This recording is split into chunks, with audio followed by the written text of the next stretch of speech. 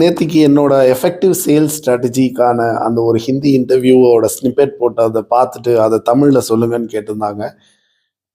அது ஒரு அது ஒரு பெரிய டிஸ்கஷன். அதில் உள்ள சின்ன ஒரு ஸ்க்ரீன்ஷாட் தான் போட்டிருந்தேன். பட் நான் தமிழ்லேயே வந்து அது அது என்னுடைய புக்கு, நான் எழுதின புக்கு பிராண்டிங் சைக்காலஜிங்கிற ஒரு புக்கை சம்மந்தப்பட்ட பாட்காஸ்ட் இன்டர்வியூ. இப்போ நீங்கள் கேட்டதை வச்சுட்டு நான் அதை கண்டிப்பாக நான் போடுறேன். பட் சுருக்கமாக நான் சொன்னது என்ன அப்படின்னா, எஃபெக்டிவ் சேல்ஸ் ஸ்ட்ராட்டஜி அப்படிங்கிறது வந்து இதுக்கு முன்னாடி என்னன்னா 10 பேர்கிட்ட நம்ம பேசுவோம். அதில் 8 பேர் ஓகே சொல்லுவாங்க, அதில் ஒரு 5 பேர் வாங்குவாங்க. ஸோ 50% நம்மளுக்கு எஃபிஷியன்சி இருக்கு அப்படின்னு.